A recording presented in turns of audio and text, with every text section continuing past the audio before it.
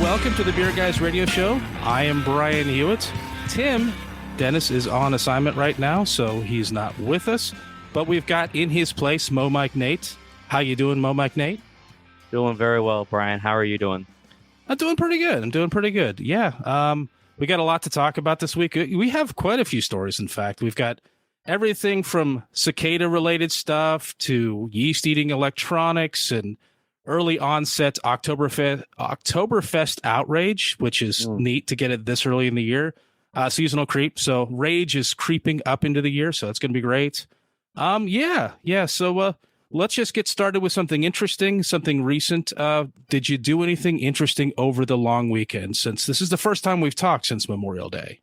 You know, I didn't do a whole bunch interesting over the weekend, but I did get a chance to hang out with some family, share some homebrew with my aunt, who actually loved it. I brewed a hazy IPA, and she is a big IPA fan. And not only did she like it, she wanted to have the second bottle I brought. So I gladly gave it to her. And yeah, it was a good time just hanging out with family. How about you, Brian? Yeah, I did a lot of traveling, but before I get into that, the hazy IPA, now having brewed one, a lot of people have been expressing their outrage about the hazy IPA and what they imagine it's done to the industry. Will you brew another hazy IPA? Do you like them, or do you think it was terrible and you'll never do it again? This is quite possibly the best beer I've ever homebrewed.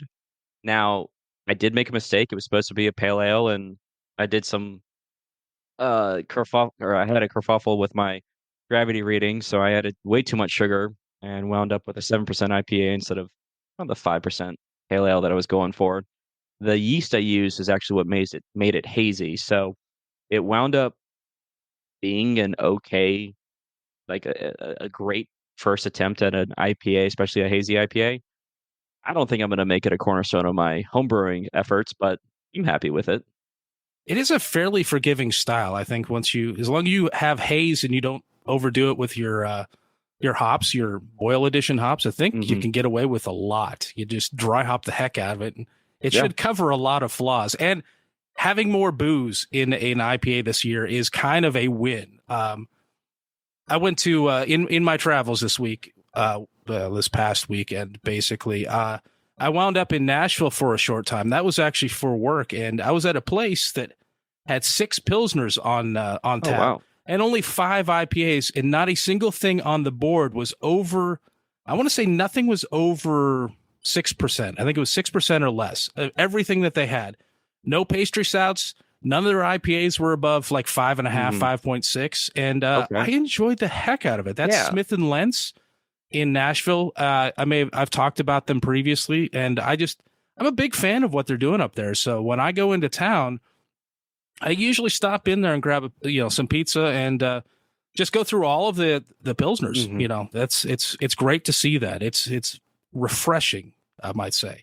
I definitely need to add that to my rotation for the next time I go to Nashville. That's really refreshing to know that there's a tap room out there. Now, what are the odds that somebody's reviewing them and saying, well, they have got more Pilsners than IPAs on their tap wall.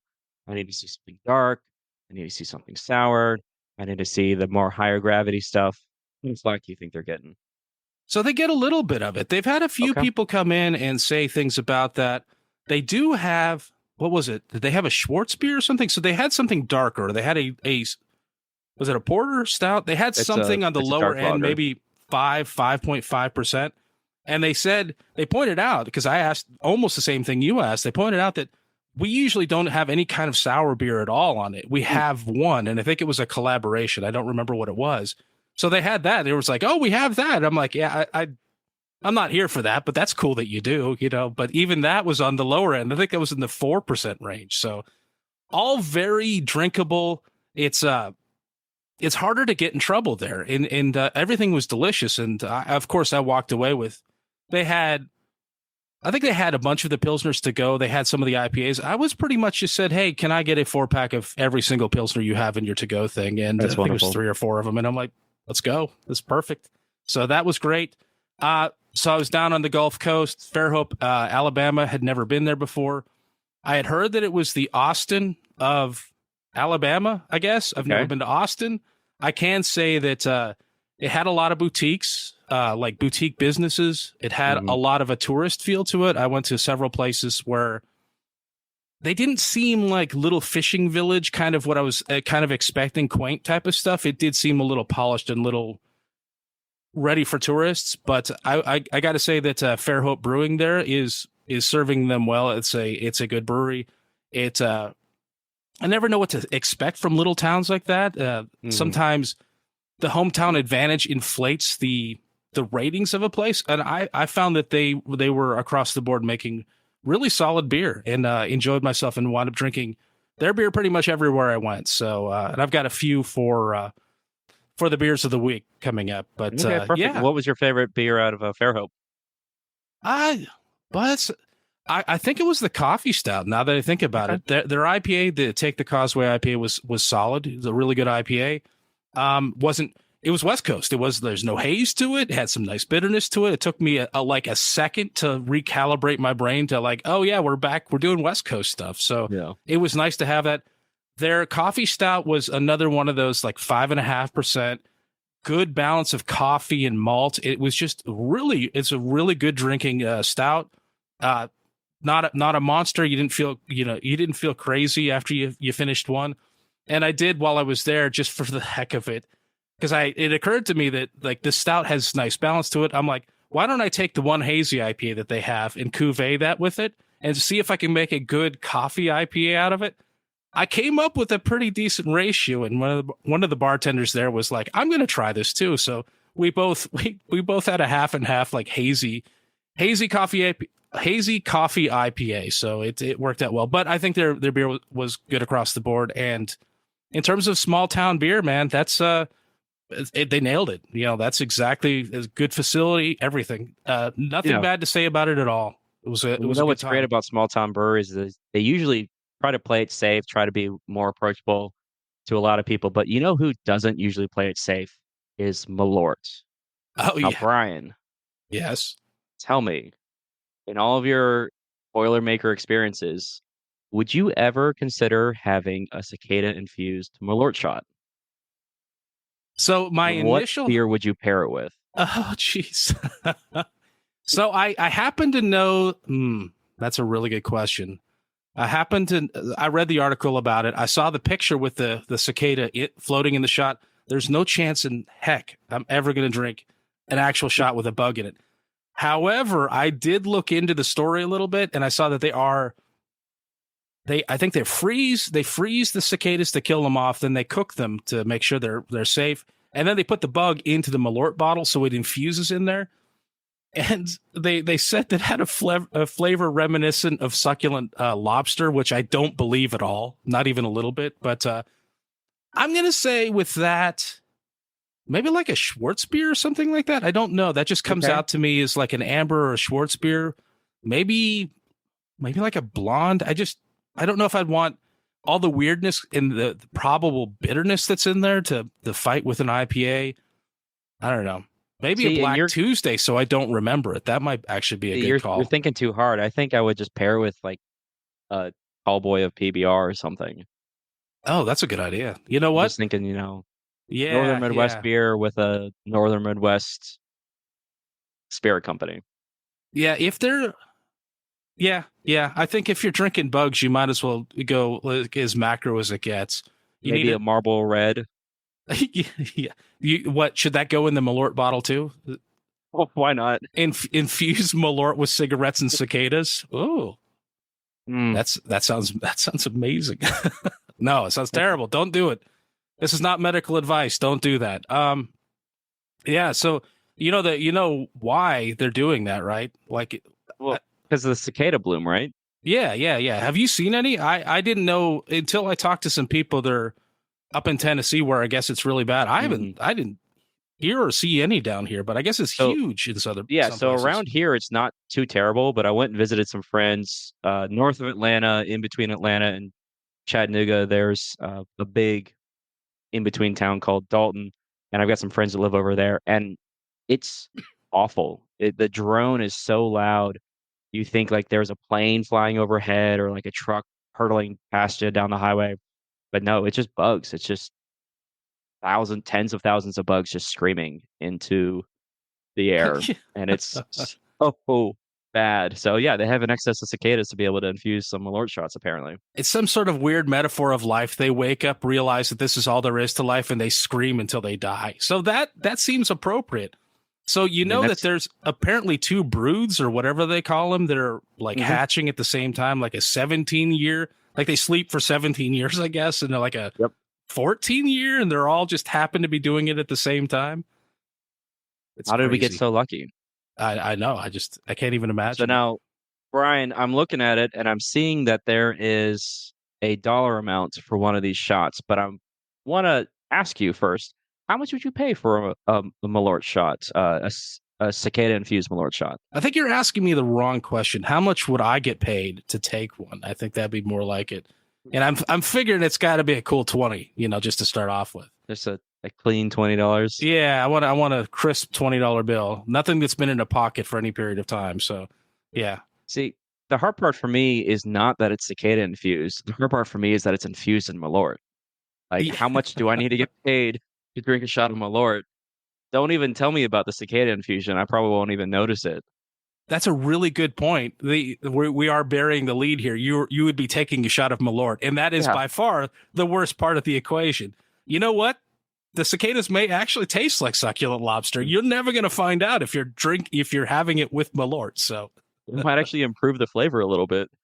It might, only if the cicada actually absorbs some of the flavor away from the Malort instead of the other way around. So that might, you know what? A little bit of charcoal and some cicadas, and we might wind up turning Malort into something that's almost palatable. Yeah. So for those of you who might be interested in drinking one of these cicada infused Malort shots, you can get one of your very own for $5 whole dollars up in Chicago. And if you try it, let us know what it tastes like. Well, you can do it for the price of a Malort bottle in most places where they have cicadas going wild. Just grab a cicada, kill it, fry it up or whatever, cook it so it's clean, and drop it in a bottle of Malort, and there you go. You go to town. You have an entire infused bottle. When I was reading about this, they said that they were probably only going to wind up. I think they had a good supply of food ready cicadas for this, but they figured that at most they were probably going to go through a couple of bottles, because once you've had it the one time, I don't think you're ever going back to that. So yeah.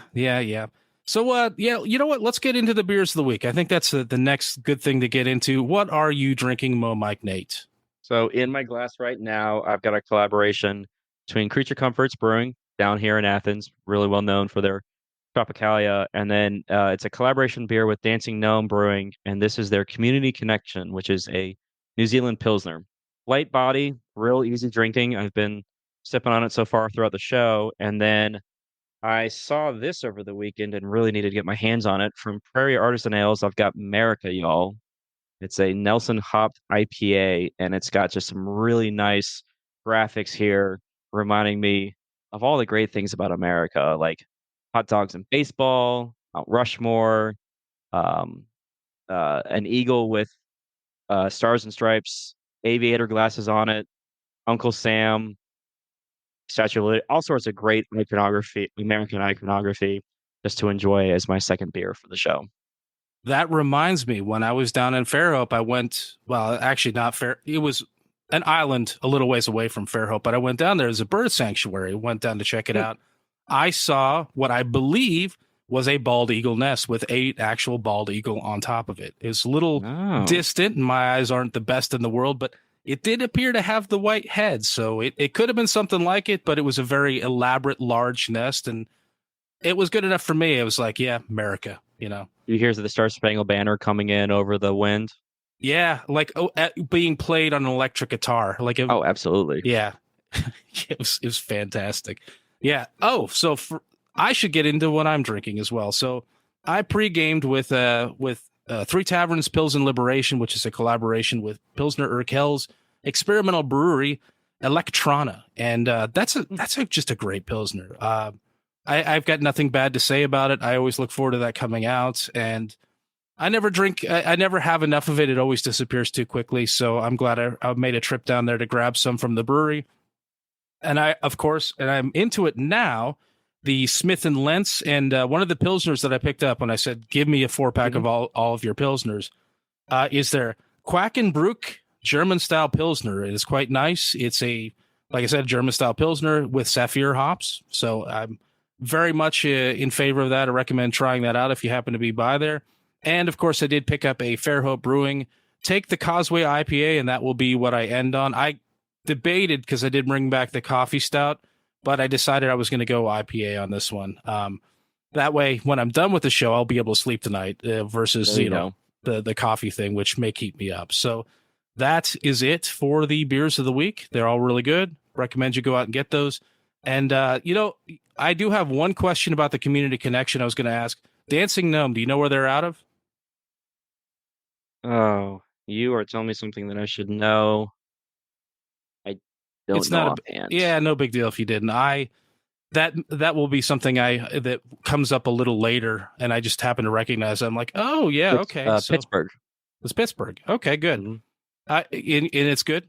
You enjoying that one? Yeah, no, I really enjoy this one. I've seen Dancing Gnome beers here in Georgia uh, more frequently recently, and I've really enjoyed the one or two that I've already had from them. So seeing Future Conference and them collabing on a Pilsner was something I just had to have. Cool. Excellent. Look forward to trying that. So before we get into some headlines, I do have a little extracurricular pick, a little something that's kind of, we have more interest than just beer. We get into, tinned seafood and video games and cocktails and whatnot. As it turns out, my pick for this week, what I recommend everybody out there who has any interest in cocktails at all do is make yourself a little bottle of saline. And that is saline as in water and salt. And basically it's a 20% ratio of salt to water. And the reason for that, beyond it being super easy to make, is that it has such a huge impact on the flavor and the body of a cocktail. It's like, it's kind of like the difference between putting salt on some food and just not putting salt on it. It's kind of that level of difference. So it's that for cocktails, and it doesn't make them taste salty because we're talking about adding like a drop or two of this to a cocktail, and it has a marvelous impact on it. In fact, another thing where I use salt, where you might not expect it, is occasionally I'll sprinkle some in my coffee grounds when I'm brewing coffee. It will take the edge off some of the bitterness in the coffee, and you'll end up with a slightly sweeter coffee if you have one that you're not caring for too much in terms of just the edge that it's got. It can help with that a little bit. It's not a miracle cure, and you can go overboard with that. But yes, the saline, super easy to make. Definitely recommend it. Salt your coffee, experiment a little bit, see if it works for you. Go very light on it. So, do you have any thoughts on this, Nate? I think you've been doing this for much longer than I have. I just recently did it and thought, wow, this is incredible. So you recently did it. So what cocktail did you recently add it to? Let's see. Now you put me on the spot. I think the Industry Sour was one of the first ones I did because my wife's a big fan of it. That's I believe that's a mix of Fernet and chartreuse and is it lemon juice and simple syrup and Ango bitters. I don't know if okay. Yeah, I think it's just simple syrup and lemon juice, and I don't know if it's an equal part deal, but it's pretty close. It's very simple to make. It comes together really well. It has a very unique flavor, very enjoyable. Big fan of it in this house, and adding just a tiny bit of saline to it really brought it up a notch. So yeah, so I definitely have been using saline in cocktails for a while. I add them to just about everything. So my favorite thing is just putting a couple drops, 2 or 3 drops into an old fashioned and seeing how that influences the flavor. It definitely helps, I think, round out some of the flavor and just make it be a better overall tasting drink. I mean, shoot, I don't like putting salt in my rims for my margaritas, but I do like putting salt in my margaritas. So sometimes I'll just salt bay a little pinch into my shaker tin. There you go. When I'm making margaritas, and so why not just drop a little saline solution and ensure that it's actually going to dissolve in with the rest of the cocktail. Yeah, something else I might get into later is the whole freezer cocktail pre-making thing, and it reminds me that for the margaritas I made for Cinco de Mayo, I was actually adding salt directly to the mix, pre-making it, so that was interesting. So in a way, I kind of added it to that without really thinking about it. But yeah, definitely something to check out. Try it out if you're messing around with cocktails and you think, hey, my stuff's fine at home, but why is it so much better out and about at a good cocktail bar or whatever? That in addition to having a lot of really fancy expensive stuff that they probably do have and pre-making a lot of stuff, they probably also are just adding a little bit of saline to it. So yeah, it's the MSG for cocktails without all of the negative connotations. I shouldn't have said that. I'm sorry. I take it back. All right. Good. I think we should get into the cocktails. We should get into cocktails. We should get into headlines and then get into cocktails. So our first story is one I want to just follow up on real quick. We talked about it earlier, and it's you may have heard that Wayne Wambles was unexpectedly laid off by Monster Beverage from his job as brewmaster at Cigar City Brewing. He held that position for 16 years and is responsible for all kinds of, like, all the stuff you know from Cigar City is basically his doing. So very surprising, very unexpected, and we had no idea what on earth he was going to do next. A guy like that, you figure he's not going to be sitting around doing nothing for very long. So No, and now, especially the way that he got cut from the company, he still has a lot of years of passion and creativity in him. So he was going to pop up sooner rather than later. yeah, and I wasn't even paying attention, but we found out this week exactly what he's going to do. So he moved pretty quick on this. He just purchased UpCountry Brewing in Brevard, North Carolina, and he plans to launch his new brand, Griffin and Sphinx, at the location, but he plans to also produce some of the existing UpCountry beers as well. It's going to be a small operation. He will be doing a self-distribution model.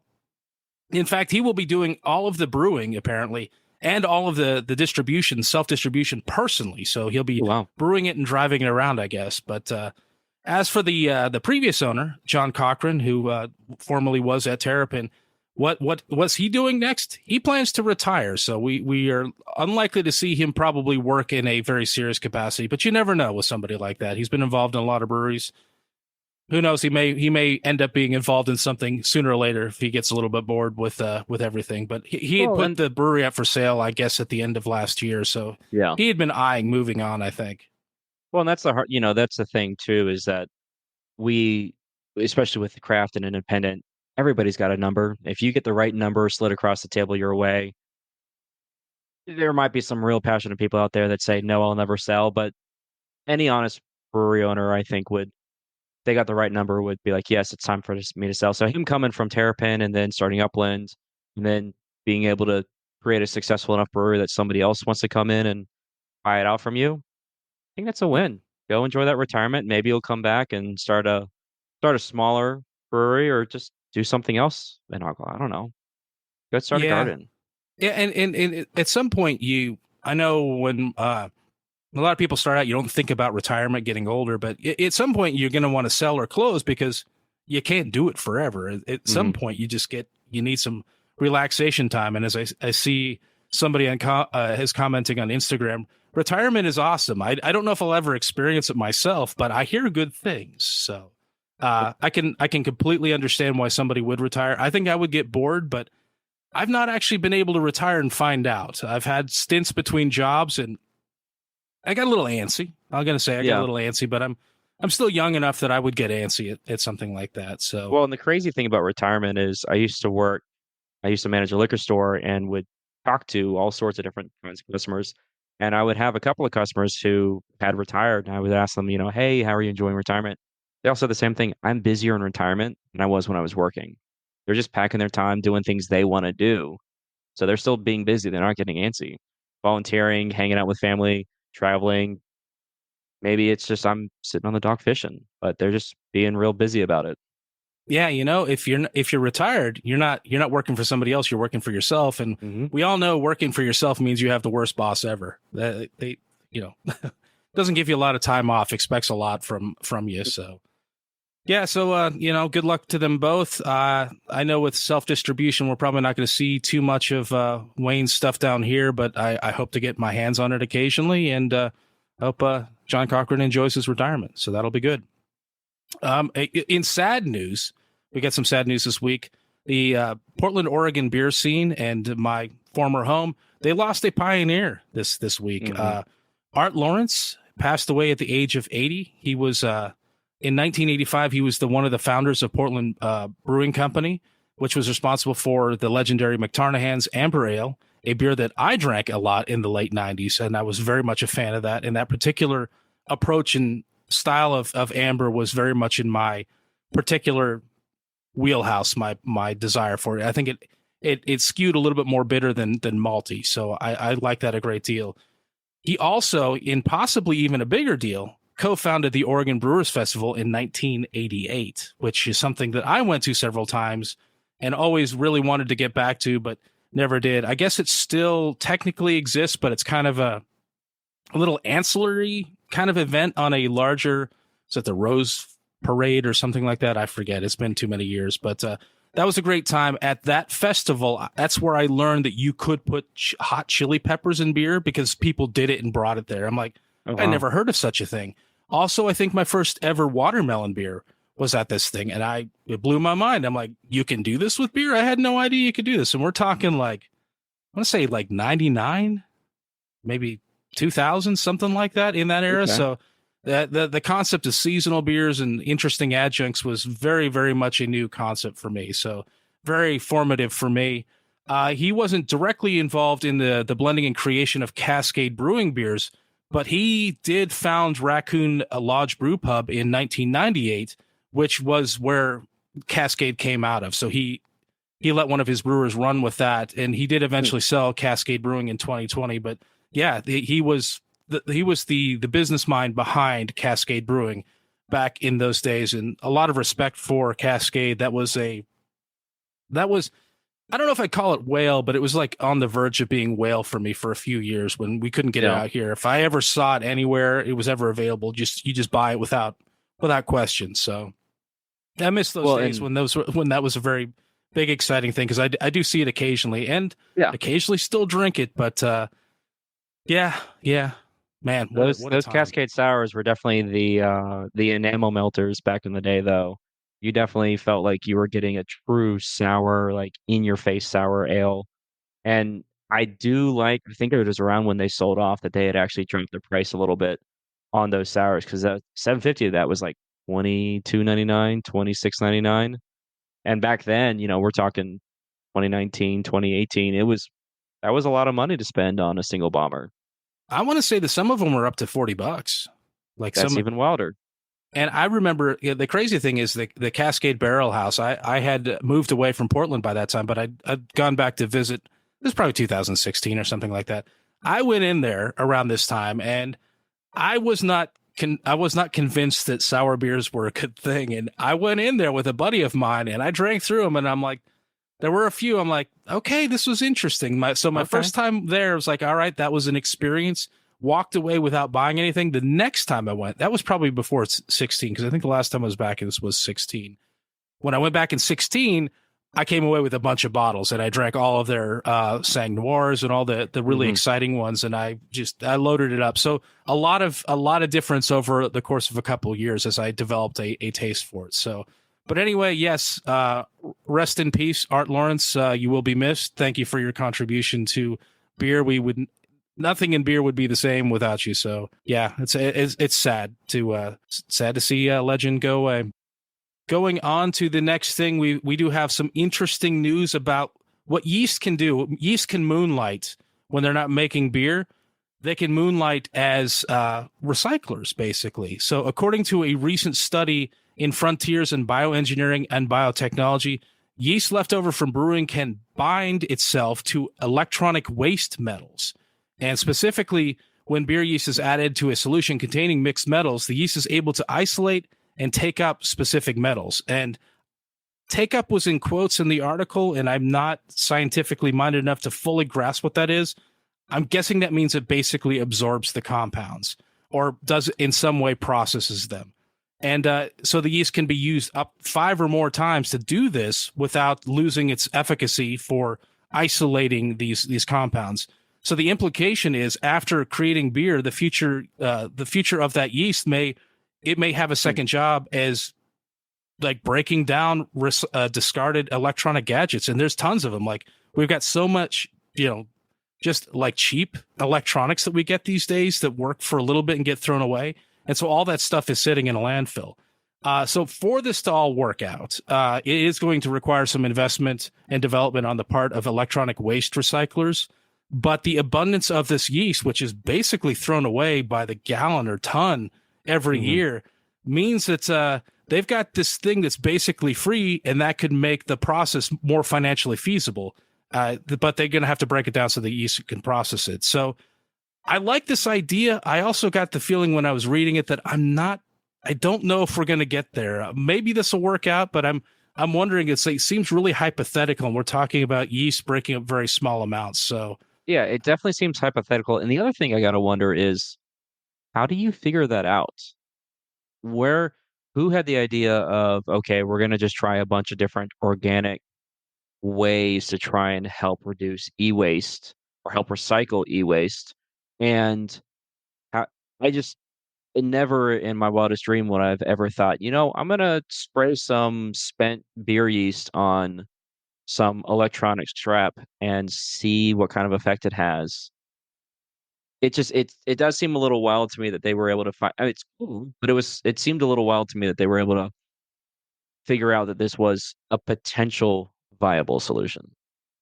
I think it must have been inspired by knowing a little bit about how yeast function. I think that like we know that in some cases you need to add yeast nutrients, like at least as home Mhm, brewers, and certain elements in water chemistry are conducive to the yeast. I'm guessing it might have been a case of a home brewer or somebody that knew about the process realized it needed these certain compounds, and if you had a slurry, and that's effectively what they're doing of these mhm, compounds with a bunch of other refuse, it could isolate and extract those compounds. And they found, I think that what they did to demonstrate that the yeast had actually taken up these elements is I think they actually took an acid bath and mm. broke them down, so it left all of the components or the elements there behind after the yeast had been dissolved. So yeah.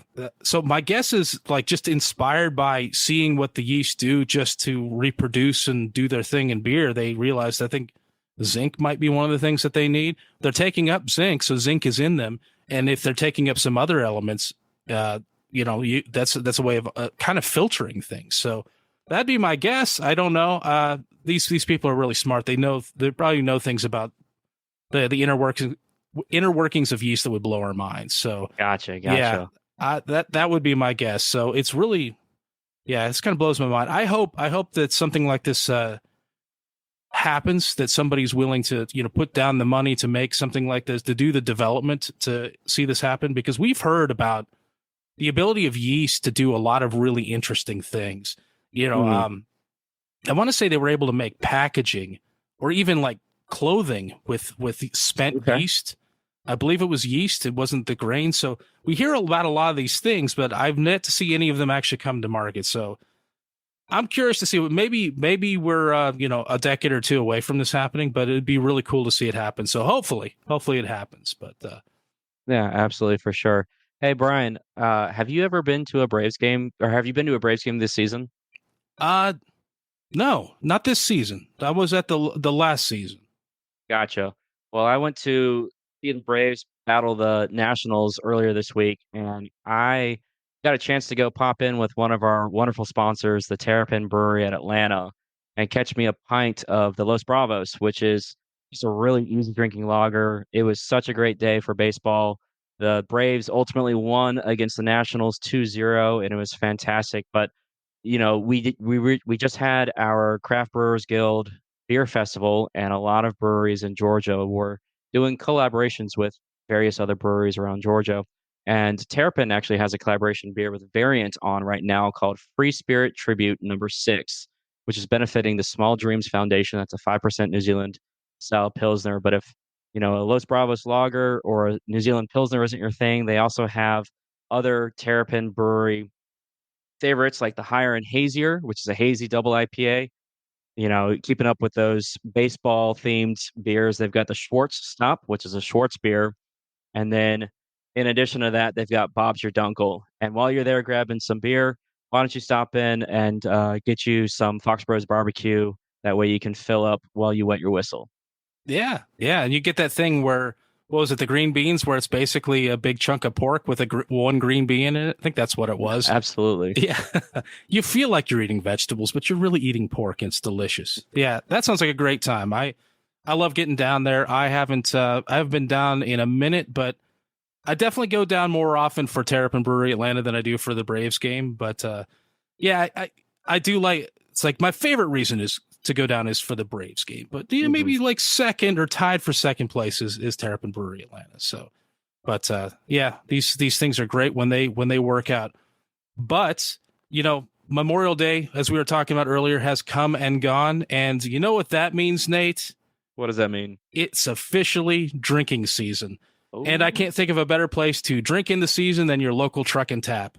But what are you going to have to drink? The beverage world is your oyster at Truck and Tap. They've got wine, spirits, cocktails, and of course 20 taps of delicious craft beer. Heck, they even have some bottles and cans of your favorite beers that are not on tap. So, but I know what you want to hear. You want to hear what my picks are for the week, of course. And yeah, here they are. Starting at the Woodstock location, my pick is Creature Comforts Community Connection on the side pull tap, which is what Mo Mike Nick is drinking right now. I'm going to get it side pull. Do you think it would be better on side pull, or do you think it's better out of the way you're having it now? I think you will enjoy the experience a little bit better out of a side pull tap. Okay, so that's perfect because that's the way I'm going to get it. So as you mentioned before, it's a New Zealand style Pilsner brewed with the choicest of Motueka hops. I'm going Tiki with my pick at Truck and Tap Alpharetta. My pick is Six Bridges Tiki. Don't lose that number. A fruited sour with lime, mango, coconut, and a great name.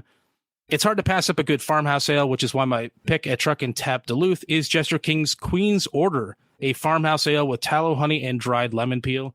And finally, at Lawrenceville, my pick is Perennials Barrel Aged, Then You Roast the Mallow.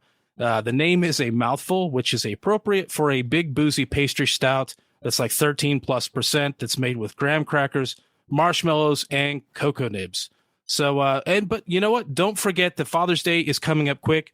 And you know what Dad really wants? He wants good food and good drinks. So that's exactly why Truck and Tap sells gift cards. Don't forget to take care of dear old Dad on your next visit. And thank you once again to Truck and Tap for your support. And thank you to Terrapin Brewery Atlanta for your support. We love you guys both. So absolutely. Yep, indeed. So moving on. We've got a fun one. We got to get into this, the early onset Oktoberfest rage, or anger, drama, whatever we want to call it. So they've announced in the news that they're planning on banning a hit song at this year's Oktoberfest. But don't worry, it's not the chicken dance song. But you might have heard it before. It's probably, I don't know if it's something you would ever hear at an Oktoberfest. Maybe they play songs like this in Munich. I don't know. I know they do have a very interesting playlist, just anything that's popular and poppy. But the song is a dance track, a vintage dance track called L'amour toujours, and it's a French name or French. I don't know if I said it right, but you have to forgive me for that.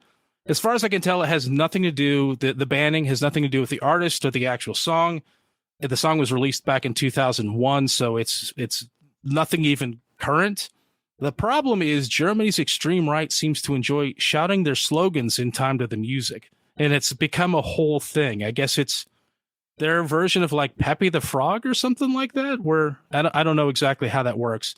So it's to the point where the song has become inextricably tied to those slogans. So when people hear it, they don't hear a song from 2001. They hear these messages that these people that they don't care for have to say. Organizers of Oktoberfest are trying to keep the festival as non-political as possible, so they don't have time for any of that. So if you're looking for some vintage club tracks this year at Oktoberfest, you'd better stick with Darude Sandstorm to be safe. There you go. Yeah. So when I saw this headline pop up in our feed, I was a little nervous because I didn't care about the chicken song. I cared about Country Roads, and I was really worried that Country Roads was the one that was going to get canceled. I thought the same thing. I was like, "Oh no, is this a licensing thing? Maybe it gets canceled because of all these years it's been played illegally or something. I didn't know. But I also thought the same thing. I don't know, have any idea why, but what's his name? Who do they love so much? The guy that ate the burger on the floor, Knight Rider. You know what I'm talking about? He got banned or something like that. That would be funny. One too many hamburgers eaten while laying on the floor. What is his name? Can you think of it? I have no idea. I really don't. I don't know who you're talking about. I do remember Hasselhoff. The Hoff, David. of course. Yeah, David. Yeah, don't hassle the Hoff. That's right. So he's safe. He's not banned. It's going to be cool. I think on YouTube, I just saw a video. He did a cover of, what's his name? You know what? I shouldn't bring up things where I have to remember names because it's a terrible idea. The Passenger, and it was done by Iggy Pop, I believe, or Iggy Pop in one of his bands. I don't remember a band. That's tough. I won't bring up anything where I have to actually remember names because it's a really bad idea. Anyway, so moving on, we've got a. Did you hear about there being a strike at Molson-Coors, Nate? No, I didn't hear that there was a strike at Molson-Coors. I think I did, but I didn't see much chatter over it. It's interesting. So there was going to be a strike, I think I believe 3 or 4 months ago at I want to say it's a Budweiser plant, and there was a lot of press about that, and eventually they came to some sort of an agreement before it happened. But yeah, so the Teamsters in the Molson Coors facility in Fort Worth, Texas, they've been striking for 3 months. And I just never heard anybody talking about it really. But anyway, it's now officially over. They voted to ratify a 3-year contract with Molson Coors, which secures them some higher wages, some additional benefits, addresses some healthcare related issues that they had. And it's good for 420 workers. I'm going to say that part of the reason we haven't heard anything about this is there wasn't a lot of disruption in their supply. Because Molson Coors had a contingency plan in place, which I found interesting. I don't quite understand how this works. They had a plan that allowed them to keep brewing, packaging, and delivering beer using quote unquote current employees, which I thought was weird. I'm like, wait, aren't your current employees the people who are striking? So I wonder if that means that people in management who weren't part of the union were actually doing non-management jobs or something like that. Because that's all I can figure. The other thing that it could be too is that they just upped production in surrounding plants to that one plant that was on strike and shipped the difference to the affected area. Because current employees implies that, well, you would be using the employees that are on strike, like you said. And so because current is the specific word here. And so does that mean that they thought they would fire them all and then have future employees? I don't know. Because it never said anything in the article about like scabs, which is usually the word you hear. Mm-hmm. I don't know a lot about unions. I know what I've seen in the news previously. So I thought that was interesting. But yeah, it apparently had very little impact. They were looking at the financials. I think the chief financial officer was speaking about it, and it would be a blip. It won't even be a thing. It's like, that's crazy. But when you're operating at that level at Molson Coors, maybe you can take this hit, and maybe it worked out for them. Making these guys go for 3 months, they might have been more, accepting of an alternate offer. But yeah, well, the other thing that's really impressive about it too, and maybe it's just because it was just off my radar, but I do a weekly search for craft beer news, and I would have thought that something like this would have popped up and been more prominent in. Granted, I know that Molson Coors is not qualified as craft beer, but I do craft beer news and then I do beer news, and never have I seen any blip on my searches for news articles.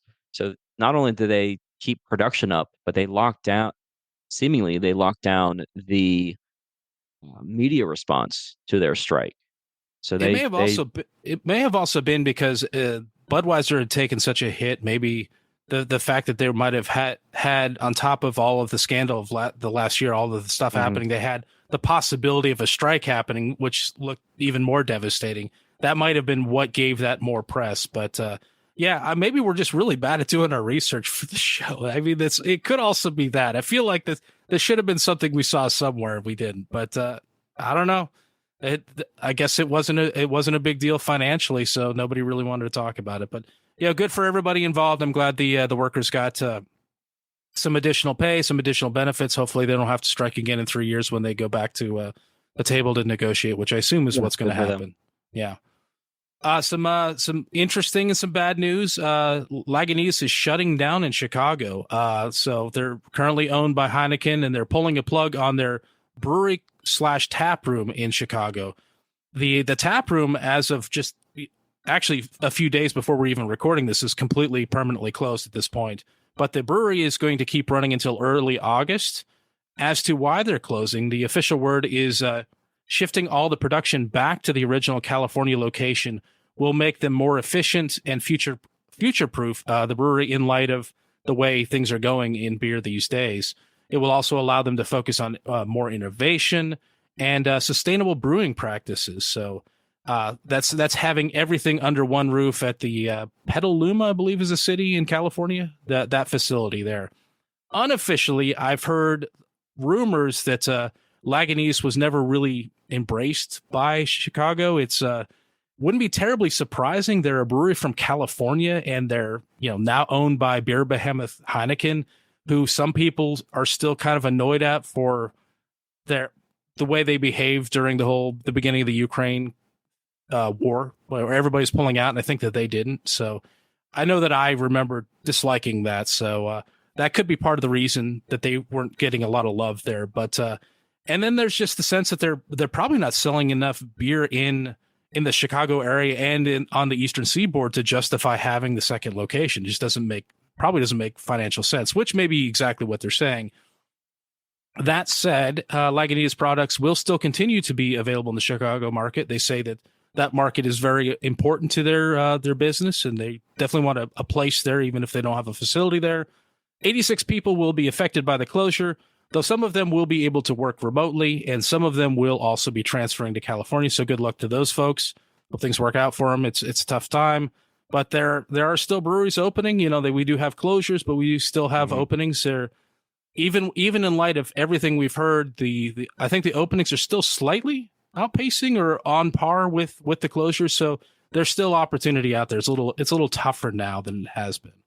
Yeah, I think definitely the openings that I've heard of so far this year have been only Georgia based. I don't hear any big openings outside of Georgia, but it's definitely, it seems to be a little bit more smaller focused. It's your local town that's getting its first brewery ever, or it's a medium-sized town getting like a second brewery. But Lagunitas is closing and being cited for future-proofing the brewery. I think that's a pretty clear indicator about where some of these mid to large size breweries are seeing trends in the market and are just, they'd rather retract than go away. I remember back when Green Flash had a tap room in Richmond, Virginia, and they're a West Coast brewery, and they had opened an East Coast facility to get a better footprint. And this was at least 10 years ago when they closed the Richmond, Virginia location. It's been a while, yeah. And even after they contracted, they still filed for bankruptcy, and they're back now. Tilray Brands owns them, and so they're back and distributing beer under the Tilray umbrella. But it's a really tough market right now to be in the beer industry. You're fighting an ever shrinking piece of the pie as far as alcohol consumption, and you've got Gen Z who they're saying no to alcohol, but they're also saying no to carbonation. So it's just the carbonation thing. Yeah, it's getting harder and harder to be able to market, your product against somebody else who makes reasonably something very similar to what you already make. Yeah, it's tough. I think that people are still finding some growth out there. Not to I don't want to end up sounding too doom and gloom on this. There's still the opportunity for growth. I think people have to pivot to a different what the younger generations are looking for, which is more of an experiential thing and offering more options. I think that the people that are anti-carbonation or scared away by how rough carbonation is may find that they kind of may be an acquired taste that they develop later on, or maybe they always go for lighter. Maybe they'll find cask ales that they like, or maybe they'll always be drinking the FMBs that also will be produced by many of these breweries as a side product. So you have to offer more things and you have to offer more experiences. I think there's still a lot to be had that way. And, mentioning that, I thought it was interesting that Wayne Wambles was I expected him to, open up a brewery or get involved in something like that. But I also thought, is now the right time to start one? But then I looked at it. He's going small. He's all of the stuff. He's handling everything. He's keeping the costs down. It's selling it directly out of the tap room and doing limited self-distribution is, I think, currently the way to make a go of it.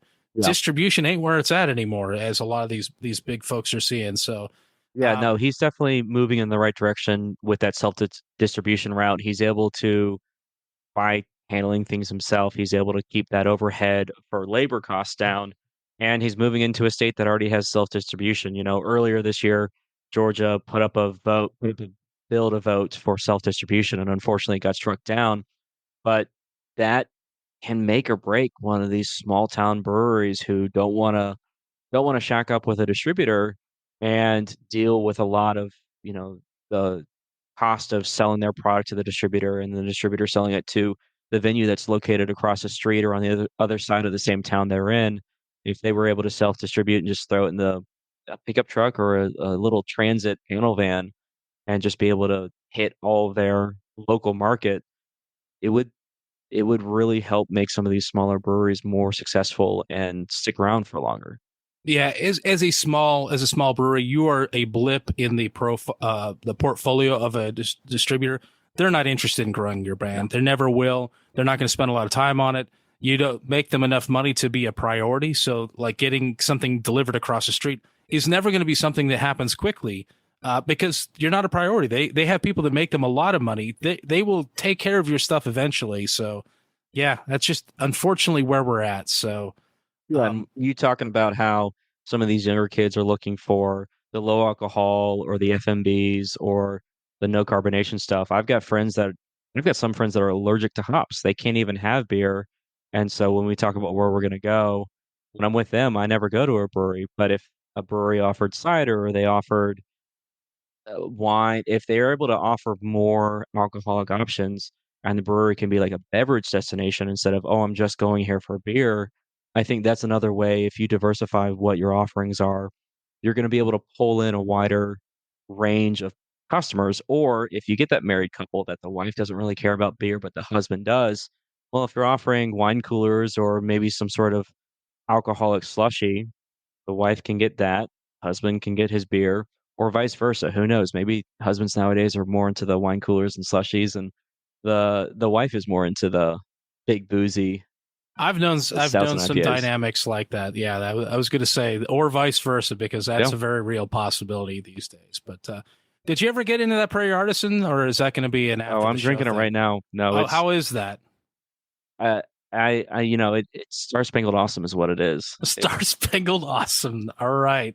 I'm going to have to get some. I'm going to get some Great Aviator shades. I'm going to drink that, put a bandana on, and just play a sweet guitar riff. There you go. Anything else we miss you want to mention or? No, it was a great week for beer. Good long weekends. Got into some tasty treats, mostly just pilsners. It was kind of hot here in Georgia, so getting into the homebrew that I had, and then drinking a couple of pilsners over the weekend. Yeah, sounds great. I look forward to doing that again. I personally have another short weekend coming up, so I am going to indulge in. I have a lot of pilsner for once. I'm usually almost all out, but all the traveling I've accumulated the pilsner, but I haven't had a chance to drink much of it. So this coming weekend is going to be heavy on the lagers. It's going to be great. But I think that about covers it. We are going to be ending the show here, but we do have folks that join us later after the show. A little chat with the Patreon people. So if you're interested in that, you should definitely check out our Patreon page. I forget what it is. Patreon.com/beerguys, I think is what it is. I think so. I haven't said it in a while, so it's been a minute. But yeah, so that about wraps it up for this episode of the Beer Guys Radio Show. As always, have a great week, and don't forget to drink local. Cheers.